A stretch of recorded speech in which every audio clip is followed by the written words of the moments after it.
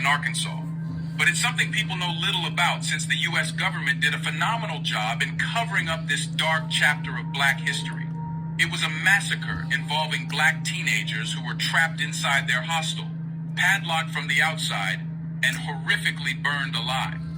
The intent was to claim the lives of all 69 black boys living there, and tragically, 21 were burnt to death.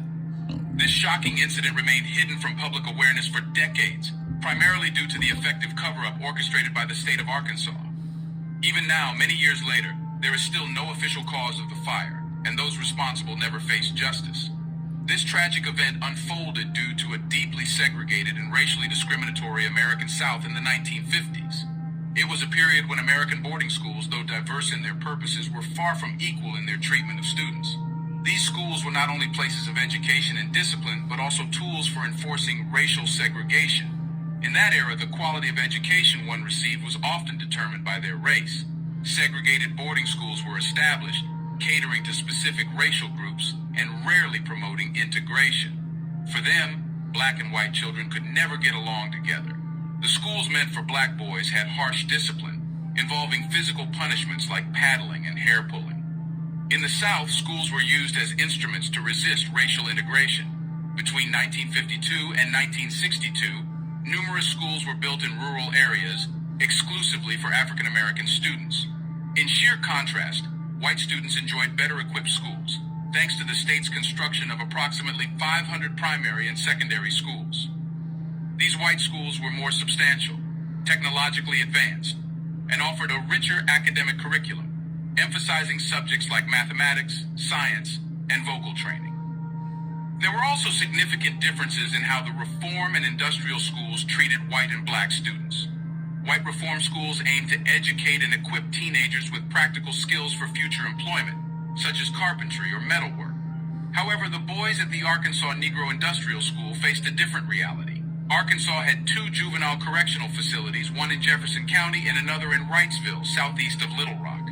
Within the walls of the Arkansas Negro Industrial School, young black boys aged 13 to 17 were subjected to despicable conditions. These teens, some of whom were homeless orphans or wrongly accused of petty crimes, were forced into a life of manual labor. They worked hard on the facility's farmland and were subjected to cruel beatings with leather straps, enduring days in rags. You see, this was no different than slavery, just the name had been changed. Could anyone imagine doing things like that with white teens of that time? Black boys in those schools didn't even have access to proper sanitation, resorting to using buckets as makeshift toilets. More than half of them lacked underwear or socks, and it was not uncommon for them to go weeks without changing clothes or bathing. Clean and safe drinking water was a luxury they were denied, and their living quarters were cramped, offering them little space to breathe. These black boys inhabited a building constructed in 1936 under the Works Progress Administration, which Time magazine described as unstable and fragile. The systemic poverty, a consequence of white supremacy, sealed the fate of these boys. Racially disparate treatment permeated the United States criminal justice system, with wrongful convictions being a common occurrence. The horrors of lynching resulted in the deaths of thousands of black people.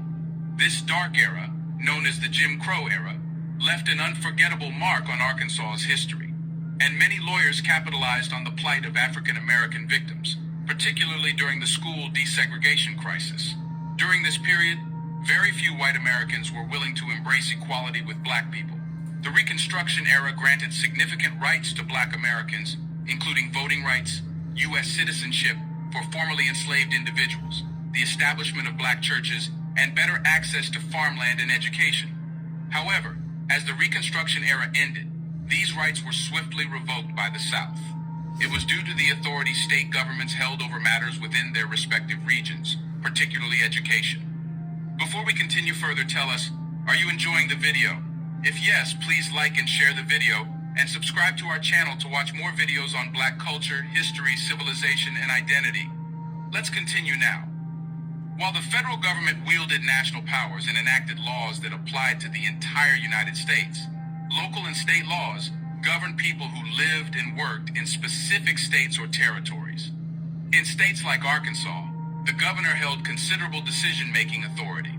Orville Faubus, the 36th governor of Arkansas from 1955 to 1967, was a prominent figure during this tumultuous period. He infamously ordered the Arkansas National Guard to block the entrance to Central High School, preventing the Little Rock Nine from entering. He was also in office during the tragic dormitory fire on the morning of March 5, 1959. On that unfortunate day, as people enjoyed gospel music on the radio that day, a breaking news bulletin interrupted the program. It was reported that a mysterious fire had engulfed the Arkansas Negro Boys Industrial School in Wrightsville. However, the grim reality was far more sinister. At 4 a.m., the staff abandoned the dormitory and locked the door from the outside.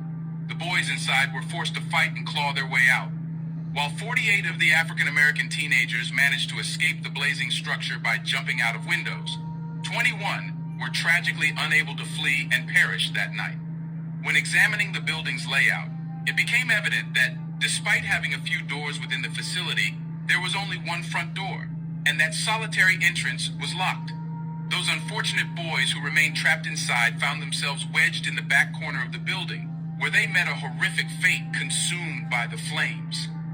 Governor Faubus later called for a hearing, aiming to uncover the truth and hold anyone responsible. It should be noted that after the incident, efforts were made to conceal the evidence. On the morning of the incident, the scene was being tampered with. The school staff and Superintendent L.R. Gaines provided testimonies stating that the boys had been locked inside and left unsupervised. On the other hand, the Pulaski County Grand Jury found multiple individuals and agencies responsible, but failed to bring any criminal charges. It seemed as though blame was being distributed widely, yet true accountability remained inaccessible. Ironically, the land where the school once stood is now occupied by the Arkansas Department of Correction facility, the Wrightsville Unit. In 2019, the Arkansas Department of Correction dedicated a memorial site to the 21 young boys who lost their lives in the fire. Decades later, the memorial features a metal plate listing the names of every individual who didn't make it out alive. Many family members and those who remember the tragedy attended the ceremony to pay their respects, although the exact location of the boys' graves remained shrouded in mystery. Stephanie Webb, the owner of Haven of Rest, disclosed that the bodies were brought to the cemetery, and a common burial site labeled 114 was prepared to lay them to rest, as indicated by the cemetery records. Shortly after the fire, the remains of the deceased boys, consisting of fragments, were taken to a local funeral home. It's reported that their body parts were wrapped in newspaper. Webb mentioned that most of the bodies were taken to Dobison Funeral Home. On March 5, 1959, a tragic event unfolded in Arkansas. But it's something people know little about, since the U.S. government did a phenomenal job in covering up this dark chapter of Black history.